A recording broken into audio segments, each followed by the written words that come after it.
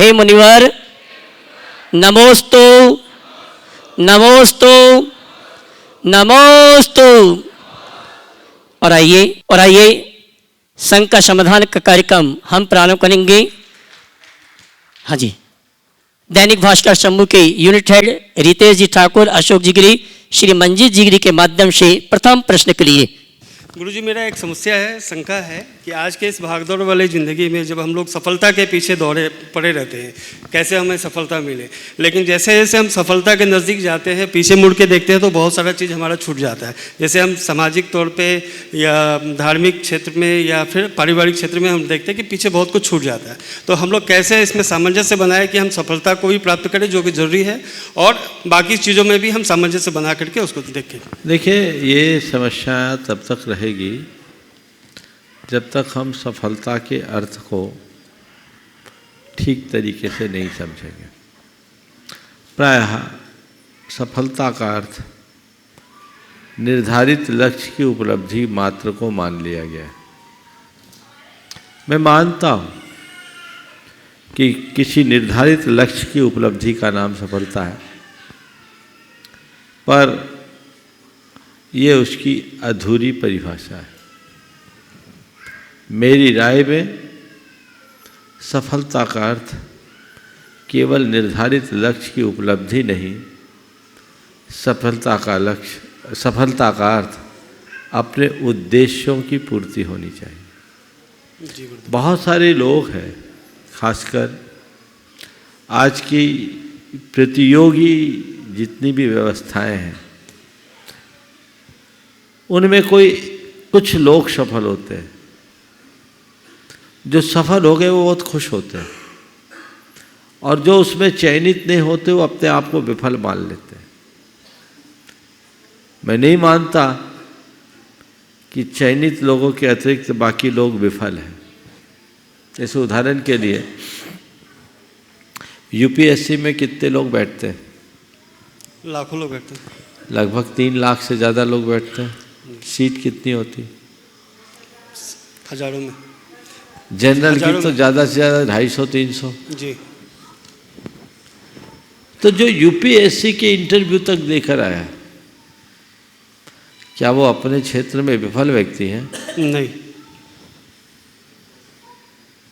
पर व्यक्ति अपने आप को विफल मानने लगता, लोग भी उसको विफलता की दृष्टि से देखने लगते हैं। मैं समझता हूँ ये भ्रांत धारणा है।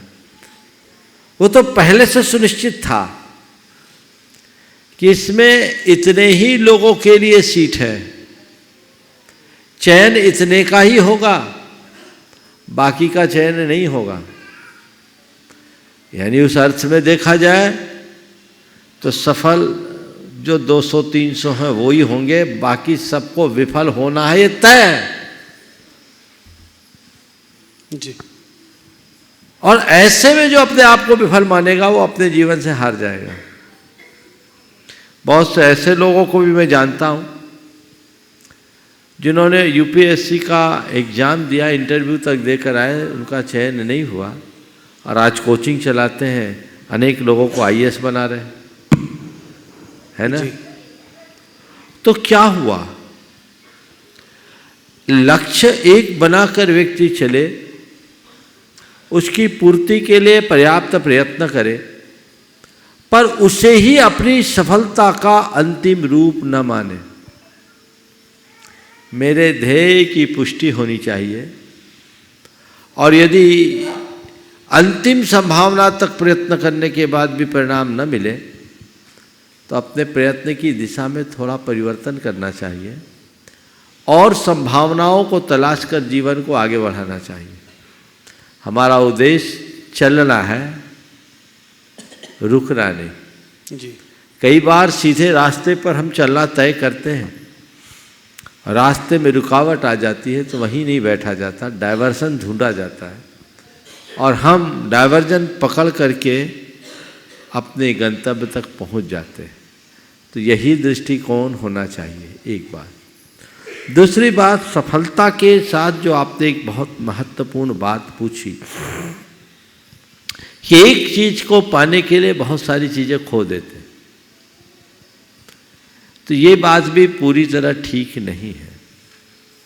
ये बात सही है कि किसी लक्ष्य को पाने के लिए व्यक्ति को उसका होना चाहिए, लेकिन उसके साथ व्यक्ति को अपनी पृष्ठभूमि भी देखकर चलना चाहिए।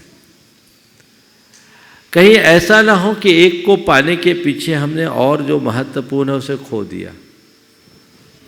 जैसे ज़्यादातर लोग जो सफल होने के रास्ते में दौड़ते हैं वो अपने स्वास्थ्य और संबंधों को खो देते हैं, जबकि एक सफलतम व्यक्ति के लिए उपलब्धियां जितनी अर्थपूर्ण है उसका स्वास्थ्य, उसका संबंध और उसके अंदर की शांति उतने ही महत्वपूर्ण है। तो उसे चाहिए कि इसे मेंटेन करते हुए आगे बढ़े। व्यक्ति दौड़े पर अंधी दौड़ में दौड़ने से बचे। ये समस्याएं तब सिर उठाती है जब व्यक्ति अंधी दौड़ में दौड़ना शुरू कर देता है। यदि इन बातों का हम ध्यान रखेंगे तो ये दुविधाएं कभी नहीं आएंगी। पूज्य मुनिश्री के चरणों में त्रिवार नमोस्तु करते हुए, शंकाएं तो बहुत हैं, लेकिन पूज्य मुनि के दर्शन करते ही, गुणायतन में प्रवेश करते हुए ही सारी शंकाएं समाप्त हो जाती हैं। फिर भी मन में एक विकल्प है, उस विकल्प को यहाँ सामने रख रहा हूँ। वर्तमान में समाज में धन हावी हो गया तो समाज विकृत हो गई।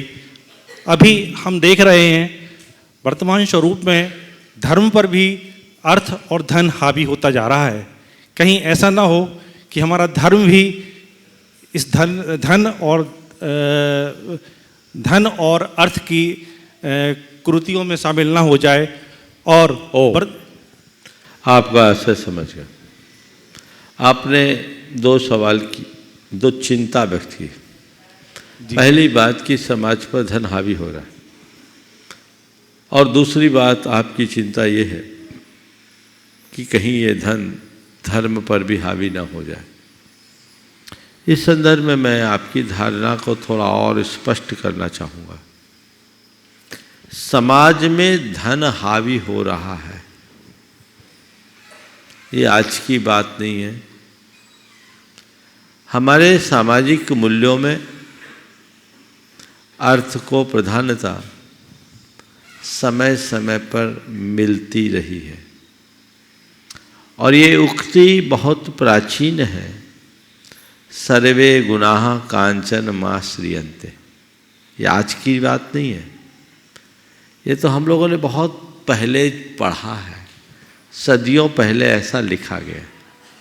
इसका मतलब धन की अपनी अहमियत है, उसे नकारा नहीं जा सकता, और बिना धन के समाज का विकास भी नहीं हो सकता। अगर हम धन को अलग कर दे तो समाज कंगाल हो जाएगी। आप धन विहीन समाज की कल्पना कर सकोगे? तो समाज में धन होना कोई बुरा नहीं। धन को प्राथमिकता देना भी मेरी राय में बुरी नहीं है, पर धन को सर्वस्व मान लेना बुरी है।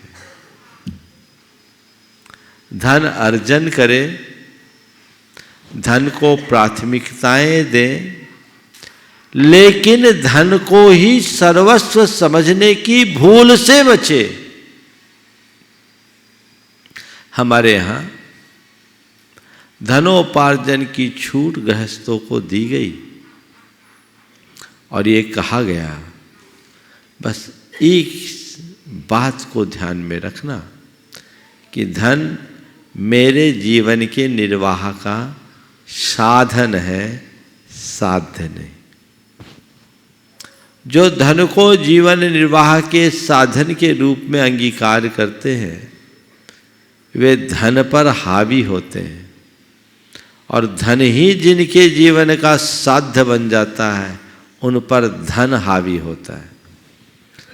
जब तक तुम धन पर हावी हो, धन का मनचाहा उपयोग करके जीवन को धन्य बनाओगे, जिस दिन धन तुम पर हावी हो जाएगा, धन के बोझ में दब जाओगे और तुम्हारा निधन होगा, जीवन का धन्य नहीं बना पाओगे। इसलिए इस बारीक अंतर को समझना चाहिए।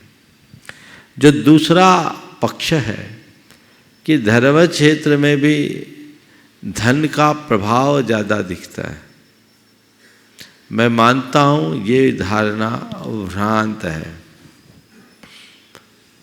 आप बताओ, हम साधु संतों को आप धर्म क्षेत्र में अग्रणी मानते हो कि नहीं? मानते हैं। बोलो। मानते हैं। तो क्या हमारे पास कोई धन है? बोलो। नहीं। तो क्यों बनाया हमें अग्रणी? अगर धर्म क्षेत्र में पैसे को ही प्रमुखता होती तो पैसे वालों को मंच पे बैठना चाहिए था और हम फकीरों को उनके चरणों में। क्या हो गया? ऐसा क्यों नहीं? तुम हम लोगों के पास आते हो, किस लिए आते हो? शांति पाने। किस लिए आते हो? शांति पाने के लिए। इसलिए कि हमारे पास अपार धन है। बस यही समझने की बात है। ये कहना गलत है कि धर्म के क्षेत्र में धन हावी है। आज भी धनवान धर्म का आश्रय लेकर अपने जीवन को धन्य बनाते हैं। तो ये धर्म है ना। फिर धर्म करने में धन कहीं आड़े आता ही नहीं। धर्म तो वो भी कर लेते जिनके पास धन है ही नहीं। आप मनुष्यों की बात कहते हो। जैन धर्म के अनुसार तो पशु पक्षी भी धर्म करते हैं, उनके पास तो एक पाई नहीं है। करते हैं कि नहीं करते? कुत्ते ने भी अपना कल्याण किया, बैल ने भी अपना कल्याण किया, नेवले ने भी अपना कल्याण किया, जटायु ने भी अपना कल्याण किया। किया ना? किसके बल पर? धन के बल पर कि धर्म के बल पर? तुम नमोकार जपते हो, धर्म करते हो कि नहीं? भगवान का नाम लेते हो, धर्म करते हो कि नहीं? कोई पैसा लगता है? तुम कोई व्रत संयम पालते हो, धर्म करते हो कि नहीं? बोलो। पैसा लगता। कोई त्याग तप करते हो, धर्म करते हो कि नहीं? बोलो। पैसा लगता। फिर ये कैसे कहते हो कि धर्म करने में, धर्म क्षेत्र में भी धन हावी हो रहा है? ये धारणा आमूल चूल बदलनी चाहिए। धर्म नितांत वैयक्तिक है। समझ गए? हाँ। धार्मिक कार्यक्रमों के लिए, आयोजनों के लिए तो धन चाहिए ना भैया। बोलो। हाँ, चाहिए। ये कार्यक्रम चल रहा है, पूरे देश और दुनिया के लोग देख रहे, तो फ्री में हो जाएगा क्या? चैनल चलता है तो लोग उसको पैसा देते तब न चलेगा। हाँ? और इसको उनके थोड़े से त्याग से कितनों का कल्याण होता है। कोई बड़ा कार्यक्रम आपको करना है, उसके लिए तो धन चाहिए। मंदिर में बैठ कर के पूजा करने के लिए धन नहीं चाहिए, लेकिन मंदिर बनाने के लिए धन चाहिए। तो संत कहते हैं कि तुम्हें धर्म करना वैयक्तिक स्तर से करो, लेकिन आने वाली पीढ़ियां भी धर्म करते रहे, इसलिए ऐसे पेड़ लगा जाओ जिसका फल पीढ़ियां खाते रहे। वहां धन का उपयोग है। पुरखों का आभार मानो जिनने अपने धन का अर्जन करके ऐसे कार्यों में लगाया कि आज हमारे धर्म ध्यान का रास्ता खुला हुआ है। फिर धनी को धर्म क्षेत्र में स्थान नहीं मिलता, उदारता के धनी को धन क्षेत्र में स्थान मिलता है। धनिक तो बहुत मिलेंगे, लेकिन धर्म क्षेत्र में सम्मान वे पाते हैं जो धर्मी हो, धन के साथ साथ, धनी होने के साथ साथ विशाल हृदय रखते हैं, उदार मन रखते हैं। मौका आता है सारा खजाना खोल देते हैं। और जो इस तरह का त्याग करता है, दान करता है, क्या उसका सम्मान करना तुम्हारा धर्म नहीं बनता? आज के तथाकथित लोग एक प्रकार के फ्रस्ट्रेशन के शिकार दिखते हैं। खुद तो कुछ करते नहीं, करने की भावना नहीं रखते, और दूसरा कोई करता है तो अपना जी जलाते हैं। वो कर्म फूटे हैं इसलिए तो ये दशा बनी, और ऐसी मानसिकता से उनके कर्म फूटे ही रहेंगे। हर्षित हो कि चलो ये कितना सौभाग्य की बात है, मैं नहीं कर पाया पर ये तो कर रहा है। उसके त्याग का सम्मान होना चाहिए, उसकी उदारता का अभिनंदन होना चाहिए। होना चाहिए कि नहीं होना चाहिए? फिर अगर ऐसे लोगों को तुम महत्व नहीं दोगे तो आएगा काहे? अरे उनको ही आगे किया जाता है तो तुम भी तो कुछ करो जो तुमको आगे करे। या तो दान दो या योगदान दो, और दोनों नहीं दे तो पीछे बैठ के ताली बजाओ, और क्या होगा? हाँ, फुकट में क्या होगा? फुकट में कुछ भी नहीं होता। इसलिए थोड़ा व्यापक नजरिए से देखने की कोशिश कीजिए।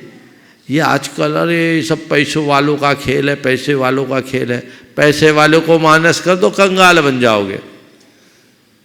इसलिए उनको कोसने की जगह उनके प्रति कृतज्ञता भरा आभार प्रकट करिए, और अच्छा कार्य कोई भी करे जी भर करके उसकी अनुमोदना कीजिए, तभी सच्चे अर्थों में धर्म धार सके। ज्योति जी वोराव, राजस्थान। नमस्ते महाराज जी। पाठशाला के बच्चों का प्रश्न है कि पुरुष 2 शादी कर सकते हैं या उससे भी ज्यादा शादी कर सकते हैं, लेकिन फिर से बोलो क्या बोली? पुरुष ज्यादा मतलब 2 शादी कर सकते हैं, 3 शादी कर सकते हैं। भरत चक्रवर्ती ने 96,000 शादियां की, तो और लड़कियां 1 शादी करती है, डबल शादी नहीं कर सकती। इसका शंका का समाधान करें महाराज जी। हम तो ये बोलते हैं जिनने एक की उन्हीं का अनुभव पूछ लो, फिर दूसरे की सोचना कहाँ चक्कर है। महाराज जी पाठशाला की बच्चियों को कैसे समझाएं? बच्चियों के लिए बात बोल रहा हूँ। हाँ जी, अब आ रहा हूँ। देखो, ये हमारी धार्मिक शास्त्रों की अवधारणाएं हैं। हमारे यहाँ विवाह का उद्देश्य बड़ा व्यापक है और बृहत है। विवाह केवल मौज मस्ती के लिए नहीं किया जाता, शील संयम सदाचार के पालन के लिए बनाया जाता है। समझ गए? तो शील संयम सदाचार का पालन करे, एक से विवाह हो गया, काम खत्म। मूल मार्ग तो वैराग्य का है। तुम पूछ रहे हो 1 शादी कर सकते, 2 कर सकते, भगवानों ने तो किए ही नहीं, तो फिर क्या हुआ? बच्चे ये बोलो, आदर्श कौन सा है, जो किया वो या जो नहीं करे वो? तो कीचड़ में फंसना है। उससे अपने आप को जितना बचाओ उतना अच्छा है। जहाँ तक पुरुष और स्त्री का सवाल है, पुरुष को पुनर्विवाह का विधान इसलिए कहा गया क्योंकि वंश को संचालित करने के लिए उसकी जरूरत है, उसमें उसका एक कुल रहता है। स्त्री यदि दूसरा विवाह कर लेगी तो कुल कौन सा रहेगा? समझ गए? इसलिए एक व्यवस्था ऐसी बनाई गई है और हमें उस व्यवस्था का अनुपालन करना चाहिए। श्रीमान राजेश जी भारे, गुलायतन ट्रस्टी भोपाल। मुनिवर एवं समस्त मुनि संघ के चरण कमल में मैं मेरा अशोकनगर भोपाल से समस्त भारिल परिवार से बारंबार नमोस्तु नमोस्तु नमोस्तु और नमन। मुनिवर एक छोटे से गुस्ताफी चाहूँगा कि ओम करने से पहले एक मेरा निवेदन है और एक प्रश्न है। दोनों में 1-1 मिनट लूँगा बस नहीं। जो हमारा जो विधान हो रहा है उससे आपके आशीर्वाद से और मंडल के प्रभाव से हम सभी के भाव बिल्कुल स्वच्छ और निर्मल हुए हैं। और आपसे जो आज सुबह आपने जो 4 शब्द बनाए थे उसके संबंध में हम आपसे एक अनुनय विनय करते हैं कि हम सभी श्रावकों को जो यहाँ उपस्थित हैं वो भी और जो हमारे परिवार से उनको भी, कि यहाँ से जाने के बाद उनके मन में जिस प्रकार के भी निंदा विचार आते हों या जो भी इस तरह के विचार हों, कसाय हों, यदि कोई दान धर्म नहीं कर सकते ना करें, लेकिन कम से कम ये निंदा विचार को यहीं दान कर जाएं तो इससे जो श्रद्धा भाव है उसका बीजांकुर हो जाएगा और चारों शाखा उपलब्धि होगी। ये तो मेरा एक आपसे आशीर्वाद चाहिए हम सभी की तरफ से। बहुत सुंदर। सवाल कर लीजिए जल्दी से। दूसरा प्रश्न ये है मुनिवर, प्रश्न एक ही मतलब कि हम जब भगवान के दर्शन करते हैं, जब देखते हैं तो देखते समय हम बिल्कुल सम्यक भाव से उनके दर्शन करते हैं। जब उनके चक्षुओं में हम अपने जो भी हमारे नेत्र से देखते हैं तो हमें एक बड़े सम्यकता की मतलब निश्चलता की अनुभूति होती है। और हम जब ज़मीन पर मतलब चटाई पर खड़े होकर करते हैं तो हमें महसूस होता है कि हमें कुछ मिल रहा है। और हमें मतलब मुझे कई बार ऐसा बताया गया है कि जो हमको जो मिलता है, जो दर्शन होते हैं, एक अंदर से एक ऊर्जा प्राप्त होती है चक्षु से, भगवान के चक्षु से, वो हम अपने अंदर समाहित कर सकते हैं। लेकिन जब कभी हम डायरेक्ट सार तो बोलो, इतना विस्तार मत करो, पूछना क्या चाह रहे हो? यदि जमीन पर खड़े हो जाएं, यदि चटाई पे बिना, तो भी क्या ये हमारे अंदर समाहित हो पाता है, ये ऊर्जा की निकल जाती है जिस प्रकार की पृथ्वी में पूरा जमा हो जाता है। देखिए, अगर किसी आसन पर खड़े होते हैं तो ऊर्जा का प्रवाह अलग रूप में होता है। धरती पर रहते हैं तो गुरुत्वाकर्षण का कारण बनने से हमारी बहुत सारी ऊर्जा नीचे जा सकती है। इसलिए उत्तम यही है कि अगर मंदिर वगैरह में दर्शन करें, नीचे कोई आसन लगा कर करे तो ज़्यादा अच्छा है। चलिए। पंसारी परिवार अशोकनगर से श्रीमान सुरेंद्र कुमार जी, राजकुमार जी, पंसारी जी बहुत ही मार्मिक प्रश्न लेकर आ रहे हैं और इसके बाद मैं निवेदन करूंगा हमारे गुणायतन के सीईओ साहब श्रीमान सुभाष जी से। महाराज श्री, मेरा प्रश्न कषाय से संबंधित था। ये कषाय कैसे शांत हुई इस सिद्ध क्षेत्र पर, मैं इसका समाधान चाहिए। बहुत अच्छा सवाल किया है। कषाय को कैसे शांत करें, करने का मन बना कर आए हैं, सिद्धि पाने के लिए आए हैं। अपना लक्ष्य बदल दो, भगवान हमें शुद्धि पाना है और शुद्धि के लिए जो संभव है वो करना है। मेरे मन में शुद्धि और विशुद्धि हो, ये भाव जगाइए। अगर शुद्धि और विशुद्धि का भाव ऐसे ही उत्तरोत्तर बढ़ेगा तो हमारी कषाय अपने आप शांत हो जाएगी। और उसके लिए हमें जागरूक होना होगा। कषाय को अपना सबसे बड़ा शत्रु मानो और एक बात गांठ में बिठा दो कि यदि हमारे अंदर किसी के प्रति गांठ बनी हुई है तो हमारा सारा धर्म कर्म व्यर्थ है। पारसनाथ भगवान के चरित्र को पलट कर देखे, एक तरफा वैर 10 भाव तक चलता रहा। यदि हम इस तरह के बैर, विरोध और प्रतिशोध की भावना अपने मन में रखेंगे, न जाने अपने कितने भावों को स्वाहा करेंगे। इसलिए हम विधान करने के लिए आए हैं। अपने मन को साफ करें, क्षमा करने और क्षमा मांगने की शक्ति अपने अंदर जुटाएं, तभी हमारा ऐसा धार्मिक अनुष्ठान सार्थक हो सकेगा, अन्यथा सब व्यर्थ होगा। श्रीमान सुभाष जी सीईओ साहब गुणायतन, उसके बाद बावरिया परिवार की ओर से श्रीमान पुष्प कुमार जी जैन बगड़ा, सिंगोली शांतिधारा परिवार। विराजमान सभी मुनिराजों के चरणों में शत शत नमन। गुरुदेव, आज बहुत ही दुखद प्रसंग के साथ यहाँ उपस्थित होना पड़ा। हमारे बहुत पुराने ट्रस्टी, 2010 के ट्रस्टी श्री महावीर प्रसाद जी सेठी, जो मुखिया के रूप में जाने जाते थे और वो एक बहुत बड़े, इस एरिया के बहुत बड़े समाज सेवी के रूप में जाने जाते थे। अपनी समाज के, साड़म समाज के अध्यक्ष भी रहे हैं श्री महावीर प्रसाद जी सेठी। आज सुबह समाचार मिला उनका देवलोक गमन हो गया। गुरुदेव, अभी शंका समाधान से थोड़ी देर पहले समाचार मिला। हम लोग सभी बहुत संतप्त हैं और ऐसे समय में उनके परिवार और वहाँ की समाज के लिए आपका आशीर्वाद और संदेश गुरुदेव बहुत हम लोगों को बल देगा। नमोस्तु गुरुदेव। देखिए, आना जाना तो लगा हुआ है, किसी के आने जाने के क्रम को कोई रोक नहीं सकता। लेकिन आवागमन के इस क्रम के बीच में अचानक हमारे बीच से कोई जाता है तो सब लोग स्तब्ध रह जाते हैं, स्वाभाविक है। महावीर प्रसाद जी सेठी, जिन्हें मुखिया जी के नाम से जाना जाता था, आज अचानक जो आपने अभी मुझे समाचार दिया कि वे हमारे बीच नहीं रहे, निश्चित ये समाचार सुनकर के सभी लोग स्तब्ध हैं। भले उम्र उनकी कुछ भी हो, पर वे बड़े क्रियाशील, कर्मठ और जुझारू व्यक्तित्व के धनी थे। देव, शास्त्र, गुरु के प्रति और समाज के कल्याण के लिए उनने अपने जीवन में बहुत कुछ किया। वे चले गए, उनके आदर्श आज भी समाज के बीच में हैं। समाज को उनका अनुकरण करना चाहिए। जहाँ तक उनके असमय में जाने का सवाल है, उस पर तो किसी का जोर नहीं लगता। लेकिन मैं इस घड़ी में उनके पूरे परिवार को, उनके सभी भाइयों को और उनके पुत्र संजय को, विनोद को आशीर्वाद देता हूँ कि ऐसी संकट की घड़ी में धैर्य रखें।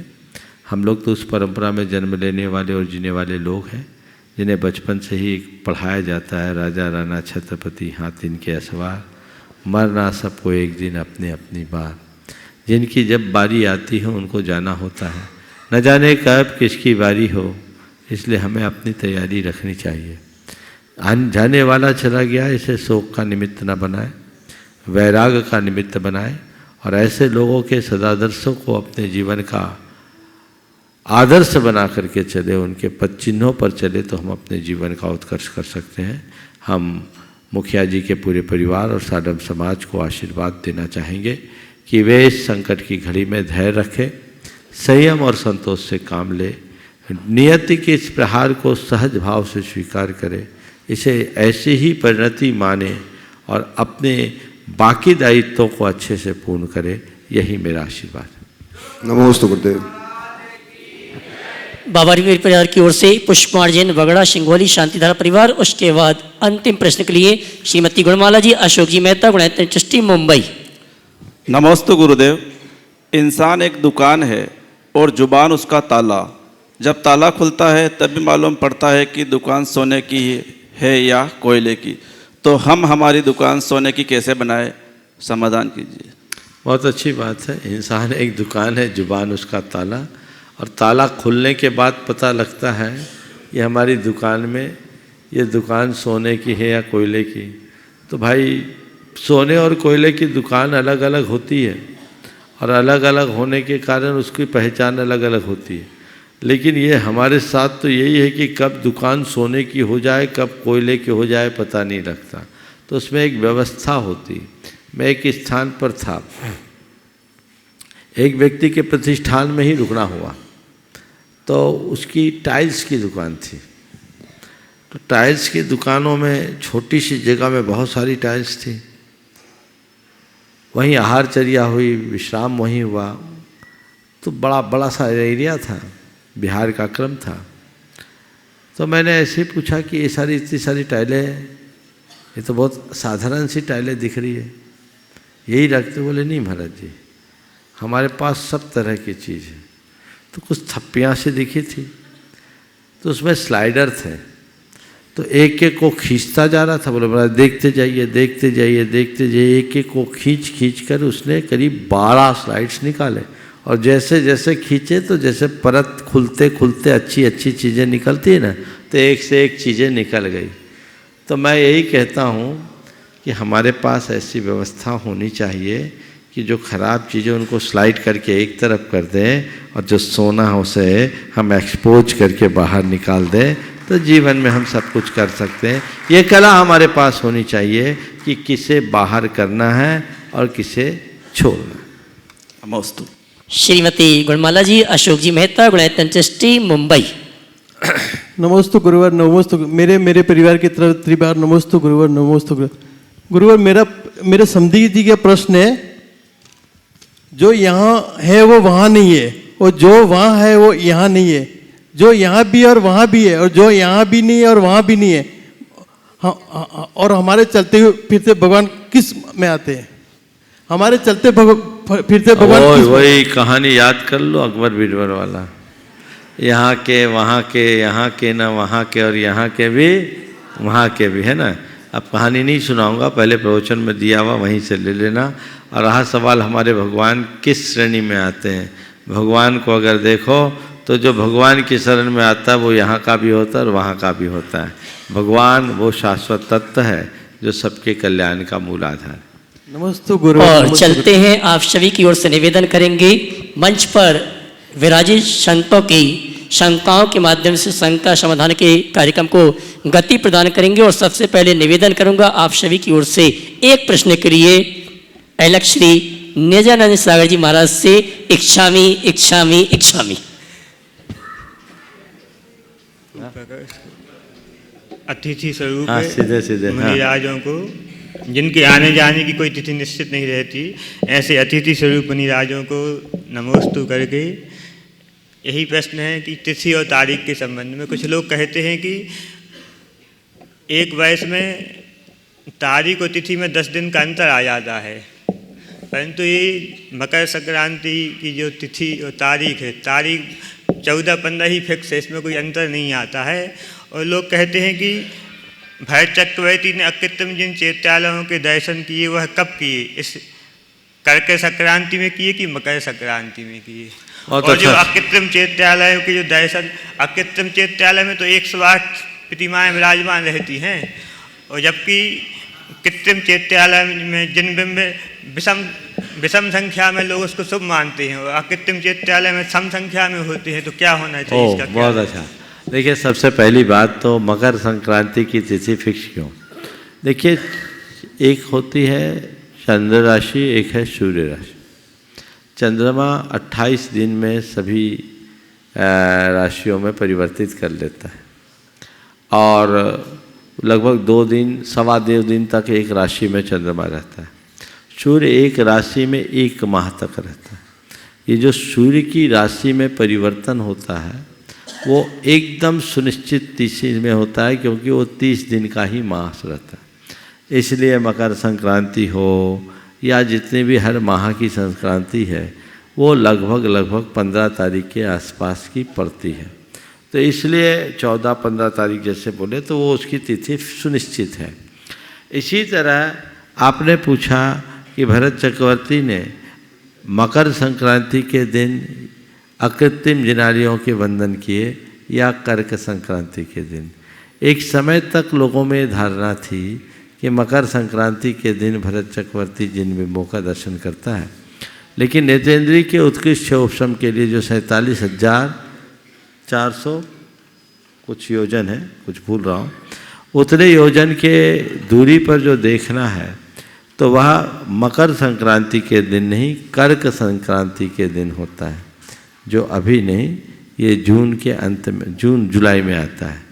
तो वो कर्क संक्रांति का दिन है, उसको उससे जोड़ना चाहिए।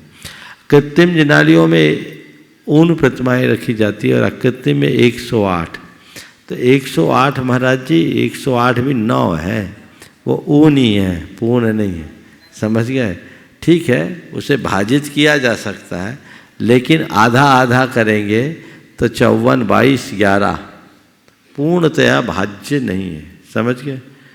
सॉरी, 54 फिर 27 है, 54 के बाद क्या आ जाएगा? 27। एकदम भाजित हम नहीं कर सकते, इसलिए वो 108 9 का द्योतक है और वो पूर्णांक का प्रतीक है। इसलिए अकृत्रिम जिनालियों में 108 अक्षय अंक का द्योतक है, इसलिए 108 प्रतिमाएँ वहाँ रहती।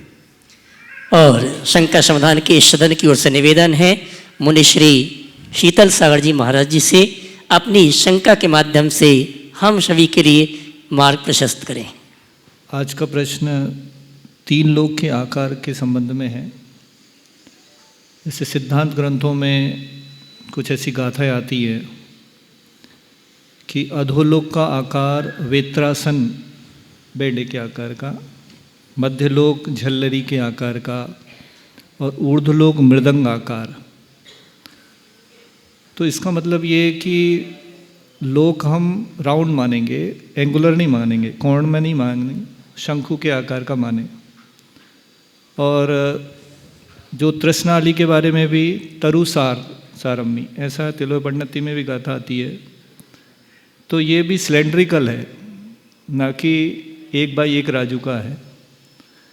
ये कैलकुलेशन से हम 343 राजू नहीं प्राप्त कर पाते, जो उसका वॉल्यूम दिया जाता है लोक का। तो क्या माने हम, कैसे 343 लाएं? तिलोपनति में इस संदर्भ में काफ़ी विस्तार से उल्लेख है, तिलोकसार और अन्य ग्रंथों में भी, धवला में भी इसका अच्छे से उल्लेख मिला है। लोक का क्षेत्रफल 343 घन राजू ही निकलता है। इसको थोड़ा हमें समझने की ज़रूरत है। अधोलोक को जो वेत्रासन के आकार का बताया है, वो वेत्रासन थोड़ा देखो भाई, फोकस करना पड़ेगा। ये सबसे नीचे दिख पाएगा, जूम करो उसको। ये देखिए नीचे का जो हिस्सा है, ये बेत के आसन का जो एक स्टूल होता था, वो स्टूल की तरह है। थोड़ा बड़ा बना देता हूँ मैं। अरे काम पुख्ता करो ना।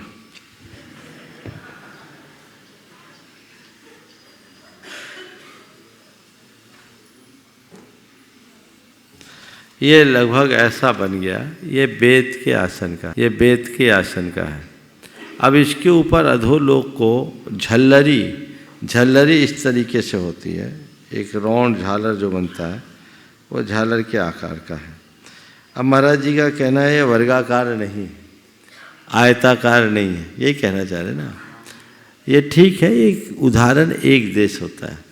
चूँकि बेत होती है, अब बेत की जो कुर्सी होती है उसके ऊपर जो उसका ऊपर का सरफेस होता है सराउंड ही होता है। चूँकि ये धरती भी मध्यलोक गोलाकार है, वृत्ताकार है, और वृत्ताकार होने के बाद इसमें एक विशेष बात लिखी है कि चारों कोनों में अतिरिक्त स्थान रहता है। जहाँ महामत्स्य जब समुद्घात करता है तो उसका मस्तक टकराता है, ऐसा भी उल्लेख है। महामत्स्य का मस्तक भी टकराता है, यानी जो हम मध्यलोक का एरिया लेते हैं ना, वर्गाकार हम बनाए इसको एक बार राजू ने, तो ये जो कॉर्नर के इलाके हैं, इस कॉर्नर का भी उल्लेख धौला में आता है। ये जो हिस्सा है ना, ये कॉर्नर जो है, कॉर्नर का अतिरिक्त एरिया आता है, उस एरिया से उसको जोड़ लिया जाता है। और तृष्णाली को पेड़ के अंदर रहने वाले सार की तरह है, तो कई जगह लोग उसको बेलनाकार कहते हैं, लेकिन उसे आयत समचतुरस्र ही कहा गया है। जो 13 राज्य उसका घन राज्य तृष्णाली का अथवा लोकनाली का 14 राज्य विस्तार तभी बनेगा। इसके विषय में धौला में अनेक प्रश्न उठाए हैं, वहाँ से देखेंगे तो ठीक रहेगा। और ये मृदंग के आकार का ऊपर का ये है, हो रहा है, ये मृदंग ऊपर हो गया। तो हमने इसके ऊपर ये रखा, इसके ऊपर वो मृदंग रख देंगे तो झल्लरी बेत्रासन के ऊपर मृदंग रखने पर लोक का आकार बनता है। जो आपका कहना है प्रथम उदाहरण को देखते हुए ऐसा लगता है, लेकिन इसके क्षेत्रफल को निकालते समय धौला में काफ़ी विस्तार से उल्लेख किया है। और आप सभी की ओर से परम पूज्य मुनिवर निर्वेक सागर जी महाराज के श्री चरणों में नमन करते हुए, और मैं ये कहना चाहूँगा आज परम पूज्य निर्वेक सागर जी महाराज जी ने केशलंच की साधना की है और आज इनका उपवास ही है, और मुझे मालूम है कि आज के उपवास में बहुत ही अच्छी शंका उनके मुख से निकलेगी। मुनि श्री के चरणों में नमन करते हुए, प्रश्न उत्तर रत्नमालिका एक ग्रंथ है जिसमें कहा गया है कि नरक क्या है। जब प्रश्न पूछा गया, को नरकः परवस्ता, पराधीनता को नरक कहा गया। आचार्य ने मूक माटी महाकाव्य की रचना करते हुए कुंभ का निर्माण जब हुआ, उसमें कुछ चित्रकारी की, मतलब चित्रों का अंकन हुआ, तो एक तरह श्वान का चित्र बनाया और दूसरी तरफ सिंह का चित्र बनाया।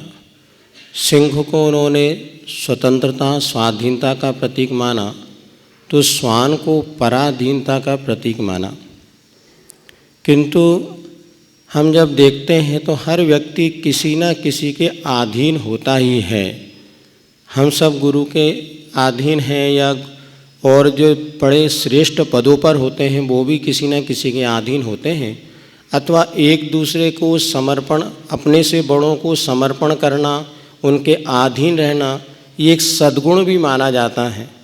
फिर आखिर पराधीनता का अर्थ यहाँ पर क्या है? और वर्तमान परिवेश में हम अगर एक दूसरे से स्त्री पुरुष होते हैं, प्रायः ये होता है कि हम तो पुरुषों की पराधीनता हमें स्वीकार करनी पड़ती है, तो वो गलत है या पराधीनता का वास्तव जीवन में क्या अर्थ होना चाहिए और आचार्यों का क्या मंतव्य है, इसको स्पष्ट। बहुत अच्छा सवाल महाराज जी ने उपस्थित किया। को नरकः परवस्ता, पराधीनता को नरक कहा, लेकिन इसे थोड़ा व्यापक संदर्भ में समझना। एक है पराधीनता की अनुभूति और एक है पर के लिए अर्पण की मनोवृत्ति। जब हम अपने आप को गुरु के समक्ष, प्रभु के समक्ष या अपने किसी इष्ट प्रिय आत्मीय के प्रति अर्पित कर देते हैं, तो पराधीनता नहीं है, पर के प्रति अर्पण है, जिसमें व्यक्ति अपनी इच्छाओं को सामने वाले के चरणों में अर्पित कर देता है। और ये हमारे जीवन को एक सुखद अनुभूति प्रदान करते हैं। अगर हमने अपनी सारी इच्छा को गुरु चरणों में या प्रभु चरणों में अर्पित कर दिया तो फिर हमें ऐसा लगेगा ही नहीं कि हमें कुछ करना है। हमारा सारा कर्तव्य हमारे हाथ से निकल जाएगा और उसकी जो आनंद अनुभूति होगी वो अनिर्वचनीय होगी, उसे शब्दों से कहा नहीं जा सकता। लेकिन कोई भी बात पराधीन कब बन जाती है? जब हम स्वीकारने को मजबूर हो जाते हैं। जो पराधीनता का अनुभव करता है वो सतत दुखी रहता है और जो पर को अर्पण करता है वो सतत सुखी रहता है। अभी आप लोग यहाँ बैठे हैं, जमीन पर बैठे हैं। हो सकता है कुछ लोग ऐसे भी होंगे जिनको घुटने में तकलीफ होगी, पर फिर भी आप जमीन पे बैठे हैं। दुखी महसूस कर रहे हो या सुखी? क्यों? क्योंकि आपने खुद स्वीकार किया है। यद्यपि यहाँ कुर्सियाँ सुलभ भी है, पर आपने गुरु के दरबार में जमीन पर बैठना ही सर्वोत्तम है, ये सोचते हुए आपने खुद की इच्छा से जमीन को स्वीकार किया ना।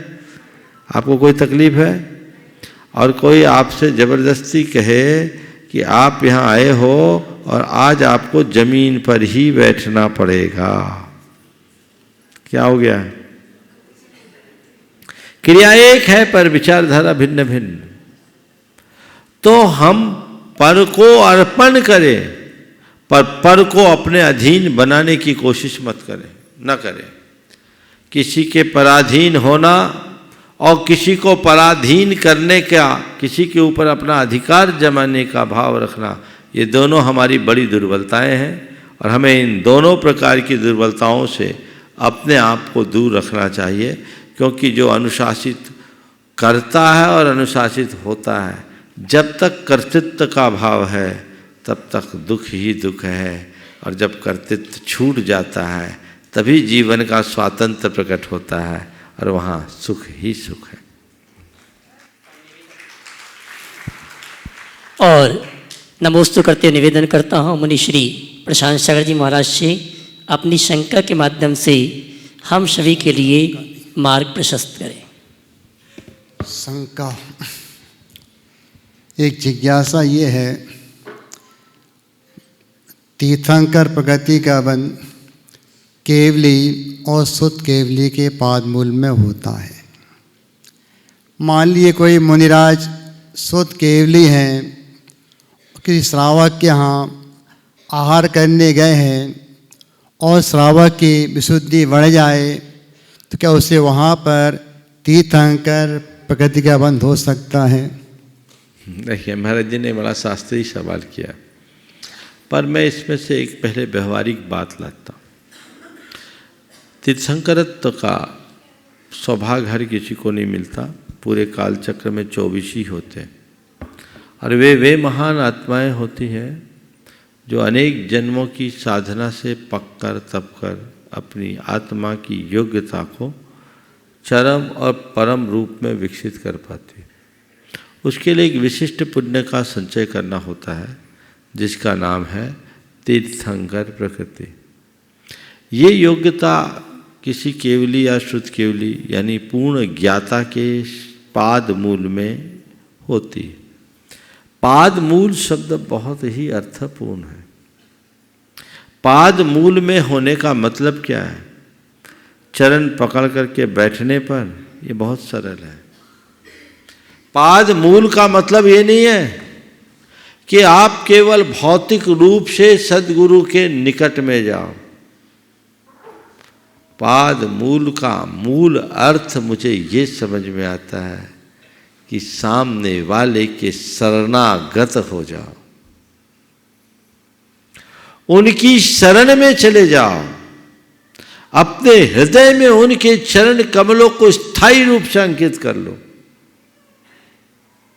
उन्हें अपने जीवन का सर्वस्व और आदर्श बना लो। तब कहीं जाकर वो पादमूल होता है।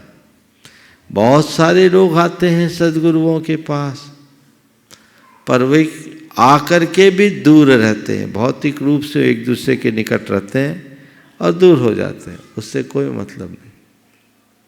हृदय तुम्हारा अर्पित होना चाहिए। केवल सानिध्य पाने से कुछ नहीं होगा, शरण पाओगे तब जीवन का उद्धार होगा। समझ गए? सानिध्य सब पा लेते हैं, शरण कोई बिरला पाता है। तो जो महाराज जी ने कहा कि ऐसे गुरु भक्त के लिए किन्हीं महामुनि का सानिध्य मिल गया जो शुद्ध केवली हो, यानी वांगमय के पूर्ण ज्ञाता हो, तो क्या उनकी चरण सेवा से उन्हें तीर्थंकर प्रकृति का बंध हो सकता है? हो सकता है, बशर्ते वो उनके चरणों को अपने हृदय में बसा ले, उन्हें अपने जीवन का सर्वोच्च आदर्श बना करके चल ले, तो ये सारा कार्य हो सकता है। अन्यथा वो सब बातें जहाँ के तहाँ रह जाती है। इसलिए मैं महाराज के प्रश्न के माध्यम से एक संदेश आप सबको जरूर देना चाहूँगा। गुरुओं के चरणों में दर्शन करने आना बंद कर दो, गुरुओं के दर्शन मत करो। महाराज क्या बोल रहे हैं, मैं दोबारा दोहरा रहा हूँ, गुरु के दर्शन मत करो, गुरु चरणों में दर्शनार्थी बनकर कभी मत आओ। क्या बोल रहा हूं? गुरु के चरणों में दर्शनार्थी बनकर मत आओ, गुरु चरणों में शरणार्थी बनकर के आओ। दर्शनार्थी बनोगे तो बस दर्शन ही पाओगे, और शरणार्थी बनोगे तो सर्वस्व पा जाओगे। जब तक हमारे भीतर वो भाव घटित नहीं होता, तब तक हमारे जीवन का पथ प्रशस्त नहीं होता। समय आप सबका हो गया, यहीं पर विराम। बोलिए परम पूज्य आचार्य गुरुवर श्री विद्यासागर जी महाराज।